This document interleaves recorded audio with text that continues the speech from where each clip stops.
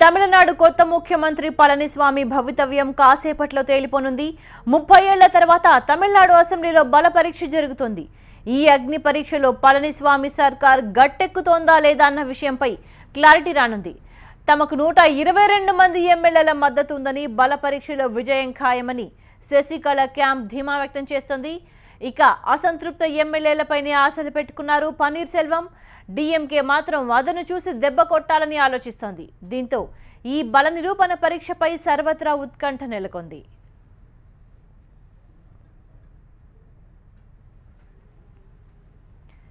ఇప్పటికే గోల్డెన్ బే రిసార్ట్స్ లో ఉన్న శశికళ వర్గం ఎమ్మెల్యేలు అసెంబ్లీకి బయలుదేరారు.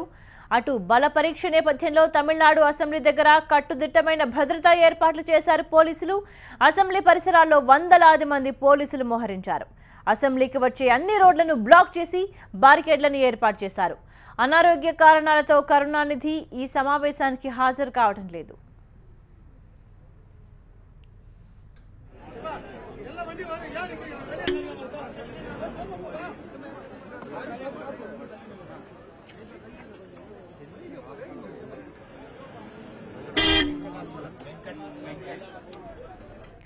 విశ్వాస పరీక్ష సందర్భంగా అటు సీఎం పళనిస్వామి వర్గం, ఆయన ప్రత్యర్థి పన్నీర్ సెల్వం వర్గం తీవ్ర టెన్షన్లో ఉన్నాయి. ఎమ్మెల్యేలు జంప్ అవుతారన్న భయం పళనిస్వామిని వెంటాడుతోంది. అందుకే రాత్రంతా ఆయన గోల్డెన్ బే రిసార్ట్స్లోని ఎమ్మెల్యేలతో చర్చలు జరిపారు. శశికళ దగ్గరి బంధువు AIADMK deputy general secretary Dinakaran కూడా రాత్రంతా గోల్డెన్ బే రిసార్ట్స్ క్యాంప్లోనే ఉన్నారు. ఎమ్మెల్యేలతో ఆయన చర్చలు జరిపారు. ఓటింగ్ సందర్భంగా అనుసరించాల్సిన వ్యూహంపై చర్చలు జరిపారు. తనకు మద్దతు ఇస్తున్న ఎమ్మెల్యేలతో కలిసి ఆయన అసెంబ్లీకి చేరుకుంటారు.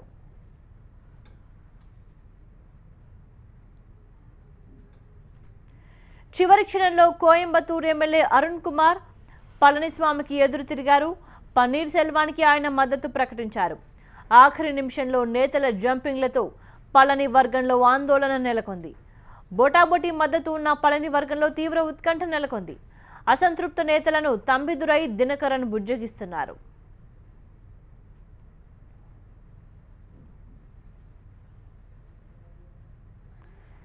తమిళనాడులో అసెంబ్లీలో బలాబలాలు పరిశీలిస్తే మొత్తం 234 స్థానాలు ఉన్నాయి. జయలలిత మరణంతో ఆర్కే నగర్ స్థానం ఖాళీ అయింది. దీంతో అసెంబ్లీలో మొత్తం నెంబర్ 233. ప్రభుత్వం ఏర్పడాలంటే 117 మంది ఎమ్మెల్యేల మద్దతు అవసరం. అయితే ఇప్పటికే కొత్త సీఎం పళనిస్వామికి 122 మంది ఎమ్మెల్యేలున్నట్టు గవర్నర్కు తెలిపారు. ఇక పన్నీర్ సెల్వం దగ్గర ప్రస్తుతానికి 13 మంది ఎమ్మెల్యేలున్నారు. అటు డిఎంకేకు 89 మంది ఎమ్మెల్యేలున్నారు. వారంతా పళనిస్వామికి వ్యతిరేకంగా ఓటైనున్నారు. ఇక కాంగ్రెస్కు 8 మంది, ఐయుఎంఎల్కి 1 ఎమ్మెల్యే ఉన్నారు. ఓటింగ్పై కాంగ్రెస్ పార్టీ కాసేపట్లో నిర్ణయం తీసుకోనుంది. స్టాలిన్ ఎత్తుగడతో శశికళ శిబిరంలో కొత్త ఆందోళన మొదలైంది. ముందు ఓటింగ్కు దూరంగా ఉంటామన్న డిఎంకే నేతలు ఆ తర్వాత వ్యూహం మార్చారు. పళనిస్వామి సర్కార్కు వ్యతిరేకంగా బల పరీక్షలో ఓటిస్తామని తెలిపారు స్టాలిన్. పార్టీ ఎమ్మెల్యేలంతా బల పరీక్షకు హాజరు కావాలని విప్ జారీ చేసింది. డిఎంకే వ్యూహం ఏంటో తెలియక పళనిస్వామి వర్గం టెన్షన్ పడుతోంది.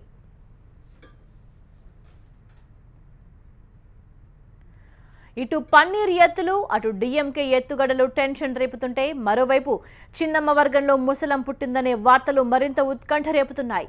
సుమారు 30 మంది ఎమ్మెల్యేలు సీఎం పళనిస్వామిపై తిరుగుబాటు చేసినట్లు తెలుస్తోంది. అందుకే సీఎం పళనిస్వామి కూడా బెంగళూరు టూర్ క్యాన్సిల్ చేసుకుని రిసార్ట్లోనే మకాం వేశారు.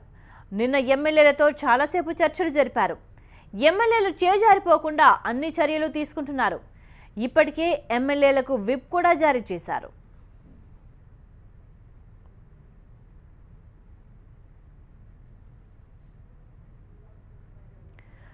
మరోవైపు చివరి ప్రయత్నాల్లో బిజీగా ఉన్నారు పన్నీర్ సెల్వం.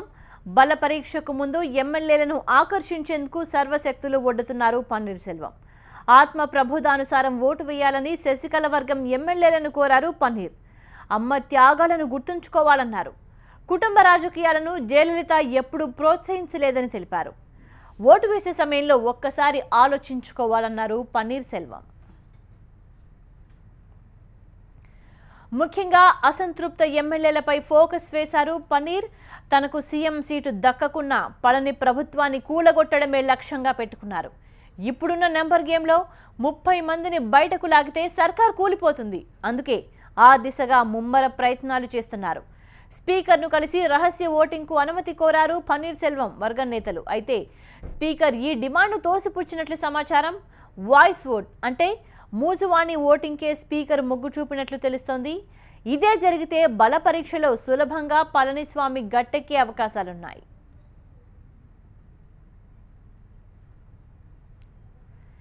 అసెంబ్లీలో బల పరీక్ష సందర్భంగా తమిళనాట అంతా భారీ బందోబస్తు ఏర్పాటు చేశారు. అసెంబ్లీ దగ్గర నిషేధాజ్ఞలు విధించారు. అల్లర్లు చెలరేగుతాయన్న సమాచారంతో చెన్నైతో సహా పలు నగరాల్లో భద్రతను కట్టుదిట్టం చేశారు. సీఎం పళనిస్వామి, మాజీ సీఎం పన్నీర్ సెల్వం నివాసాల దగ్గర సెక్యూరిటీని పెంచారు. ఏదేమైనప్పటికీ తమిళనాట ఇవాళ కీలక ఘట్టానికి తెరపడబోతోంది. విశ్వాస పరీక్షలో పళనిస్వామి నెగ్గితే అక్కడ పరోక్షంగా శశికళ పాలన ప్రారంభమయ్యే అవకాశాలున్నాయి. అనూహ్యమైన పరిణామాలు జరిగి బల పరీక్షలో పళనిస్వామి ఓడితే మాత్రం రాజకీయం మరింత రక్తి కట్టనుంది.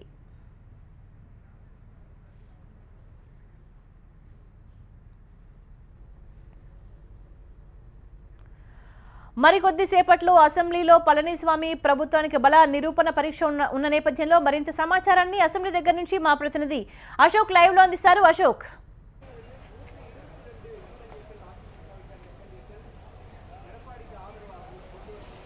మొత్తం అంతా కూడా టెన్షన్గా ఎదురు చూస్తున్నారు. మరి కాసేపట్లోనే అసెంబ్లీ ప్రారంభం కాబోతుంది. దాదాపుగా 10:30 గంటల సమయంలో అసెంబ్లీ ప్రారంభం కాబోతుంది. ఇప్పుడు అందరి దృష్టిలో, అందరిలో మధ్యలో కూడా ఉన్న ఒకే ఒక ఆలోచన ఓపీఎస్ఆ ఈపీఎస్ఆ. ఓపీఎస్ అంటే ఓ పన్నీర్ సెల్వం, ఈపీఎస్ అంటే ఎడపాటి పళనిస్వామి. అంటే ముఖ్యమంత్రి లేకపోతే మాజీ ముఖ్యమంత్రి. ఈ ఇద్దరి మధ్య పోటీలో ఈ జల్లికట్టులో ఎవరు గెలుస్తారు అన్నదే ఇప్పుడు తమిళనాడు మొత్తం కూడా చర్చగా కొనసాగుతూ వస్తోంది. తనకే బలం ఉందని చెప్తున్న పళనిస్వామి తన సీట్ని కాపాడుకుంటారా లేదా అన్న చర్చ ఇక్కడ కొనసాగుతోంది. అట్లాగే తన పాత సీట్లో మళ్ళీ తాను కూర్చోవడానికి ప్రయత్నిస్తున్న పన్నీర్ సెల్వం ఆ సీట్ని మళ్ళీ తెచ్చుకోగలుగుతారా అన్న చర్చ కూడా ఇక్కడ కొనసాగుతోంది.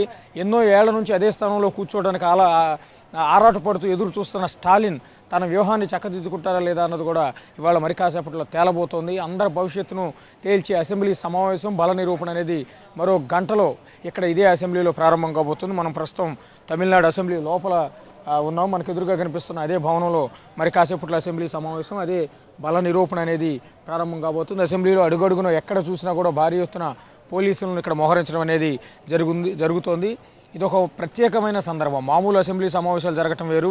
ఇప్పుడున్న ఇలాంటి రాజకీయ సంక్షోభ సమయంలో అసెంబ్లీ సమావేశాలు, బల నిరూపణ సమయంలో అసెంబ్లీ సమావేశాలు జరగటం అనేది చాలా చాలా ఎత్తు. ఎందుకంటే ఒకే పార్టీలో చీలిక రావటం, అన్నాడీఎంకే 2 ముక్కలు అయిపోవటం ఎన్నో ఏళ్లలో తమిళనాడు రాజకీయాల్లో ఇంతవరకు ఎప్పుడు చూడని ఒక సందర్భం. అందువల్ల అన్నాడీఎంకే పార్టీ 2 ముక్కలు అయిపోవటం, ఆ 2 ముక్కలు అయిపోయి ఒక సీటు కోసం ఇంతమంది తన్నుకోవటం, దాదాపు 10-15 రోజుల నుంచి ఒక రిసార్ట్లో ఎమ్మెల్యేలందరినీ దాయటం, ఇటు ప్రతిపక్ష పార్టీ అధికారం కోసం ఎదురు చూడటం ఉండటం, ఈ విధమైన బల పరీక్షలు జరగటం అనేది అసెంబ్లీ చరిత్రలో ఇది చాలా కాలం తర్వాత జరుగుతున్న సందర్భం. కాబట్టి ఈ ప్రత్యేకమైన సందర్భంలో ఏదైనా జరగచ్చన్న ఇంటెలిజెన్స్ హెచ్చరికల నేపథ్యంలో పోలీసులు ముందస్తుగా అప్రమత్తమయ్యారు. మొత్తం అసెంబ్లీ చుట్టుపక్కల మొత్తం కూడా ఎక్కడ చూసినా కూడా భారీగా పోలీసులు మోహరించడం అనేది జరిగింది. కొద్దిసేపటి క్రితమే దాదాపు చెన్నై సిటీకి దాదాపు 80 కిలోమీటర్ల దూరంలో ఉన్న గోల్డెన్ బే రిసార్ట్స్ నుంచి ప్రత్యేకమైన బస్సుల్లో అన్నాడీఎంకే ఎమ్మెల్యేలందరినీ కూడా పళనిస్వామి దగ్గరుండి మరి ఎమ్మెల్యేలందరినీ ఇక్కడికి తీసుకొస్తున్నారు.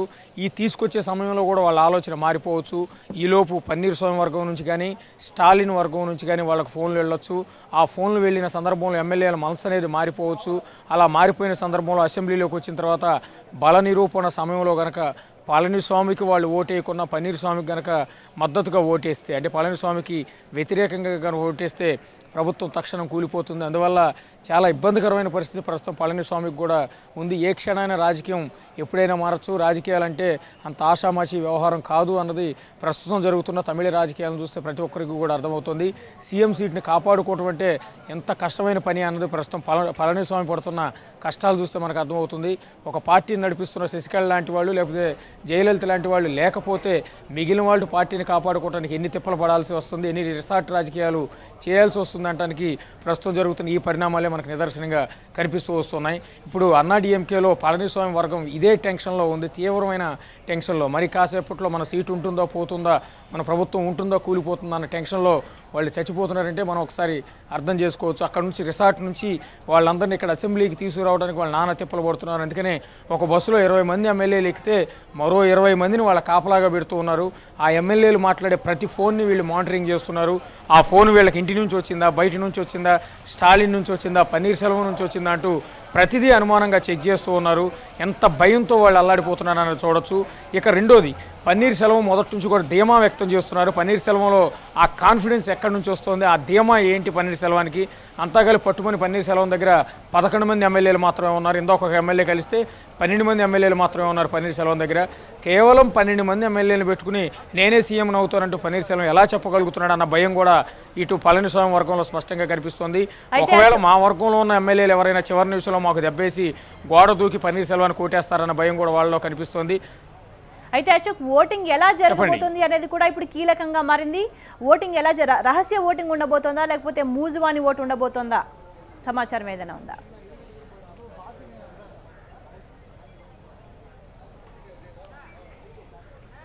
రహస్య ఓటింగ్కి ఎట్టి పరిస్థితుల్లో కూడా అసెంబ్లీ స్పీకర్ ఒప్పుకునే అవకాశం ఉండదు. ఎందుకంటే ప్రస్తుతం అధికారంలో ఉన్నది, సీఎం స్థానంలో ఉన్నది సభానాయకుడు అదే పళనిస్వామి కాబట్టి వాళ్ళు ఎట్టి పరిస్థితుల్లో కూడా ఒప్పుకోవచ్చు. అట్లాగే స్పీకర్ కూడా వాళ్ళ పార్టీకి సంబంధించిన వ్యక్తే కాబట్టి ఖచ్చితంగా రహస్య ఓటింగ్కి అయితే ఎట్టి పరిస్థితుల్లో కూడా ఒప్పుకోరు.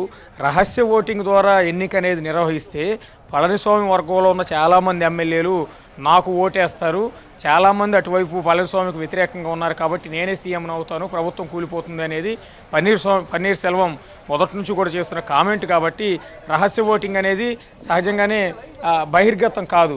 ఎవరికైనా ఓటేయచ్చు. ఎవరికి ఓటేసామన్నది బయట అవతల పార్టీ వాళ్ళకి తెలియదు. ఇప్పుడు పళనిస్వామి వెనకాల ఉన్న ఎమ్మెల్యేలంతా కలిసి పన్నీర్ సెల్వానికి ఓటేసినా కూడా పళనిస్వామికి తెలిసే అవకాశం ఉండదు. అందువల్ల ఏ పార్టీ ఎమ్మెల్యేలు ఎవరికి వేశారో తెలియదు. కాబట్టి దానివల్ల ఎవరైనా ఓడిపోవచ్చు, ఎవరైనా గెలవచ్చు. కాబట్టి ఈ రహస్య ఓటింగ్ని ఖచ్చితంగా అధికార పార్టీ ఒప్పుకునే అవకాశం లేదు. ఖచ్చితంగా ప్రత్యక్ష ఓటింగే ఇక్కడ జరిగే అవకాశం ఉండదు. ప్రత్యక్ష ఓటింగ్ అంటే మనం సహజంగానే ఏ అసెంబ్లీలోనైనా చూస్తూ ఉంటాం, స్పీకర్ చేతులెత్తమని చెప్తూ ఉంటారు. పళనిస్వామికి మద్దతు ఇచ్చే ఎమ్మెల్యేలు ఎవరో చేతులు ఎత్తండి అన్నప్పుడు మొత్తం అందరూ కలిసి ఇదే విధంగా తమ స్థానాల్లో నిలబడి ఈ విధంగా చేతులెత్తి నిలబడుతూ ఉంటారు. ఆ చేతులెత్తిన ఆ ఎమ్మెల్యేలందరినీ కూడా అసెంబ్లీ సిబ్బంది ఎవరైతే ఉంటారో ఒక్కొక్కరి దగ్గరికి వచ్చి ఇదే విధంగా ఆ చేతులు మొత్తాన్ని కూడా లెక్క పెట్టుకుంటూ, డివిజన్ల వారీగా లెక్క పెట్టుకుంటూ, ప్రతి బల్ల దగ్గరికి వెళ్ళి లెక్క పెట్టుకుని పేపర్ పైన రాసుకుంటూ వెళ్తూ ఉంటారు. 117 చేతులు కౌంట్ అనేది పేపర్ మీద వచ్చిన తర్వాత పళనిస్వామి సీఎంగా అంటే తన మెజార్టీ నిరూపించుకున్నట్టుగా స్పీకర్ అనౌన్స్ చేస్తూ ఉంటారు. ఒకవేళ 117 చేతులు కనుక పళనిస్వామికి అనుకూలంగా లేవకపోయినట్టయితే బల పరీక్షలో, విశ్వాస పరీక్షలో అతను నెగ్గలేదు, ప్రభుత్వం పడిపోయినట్టే అనేది స్పీకర్ అనౌన్స్ చేస్తారు.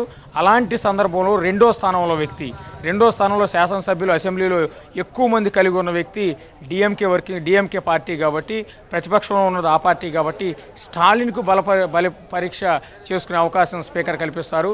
ప్రస్తుతం స్టాలిన్ దగ్గర 89 మంది ఆ పార్టీ ఎమ్మెల్యేలు ఉన్నారు.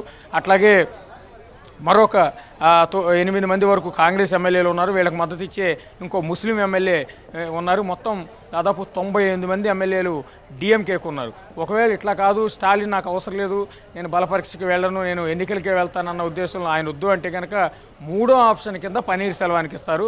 అప్పుడు పన్నీర్ సెల్వం కనుక నేను కూడా నిరూపించుకుంటానంటే ఆయన దగ్గర ఉన్న 12 మంది ఎమ్మెల్యేలు ఇప్పుడు పళనిస్వామికి ఓటైన ఎమ్మెల్యేలు అందరూ ఉంటే కనుక వాళ్ళు కనుక పన్నీర్ సెల్వం వైపు ఓటేస్తే కనుక అప్పుడు ప్రభుత్వాన్ని మళ్ళీ పన్నీర్ సెల్వం ఆధ్వర్యంలో నిలబెట్టే అవకాశం ఉంటుంది.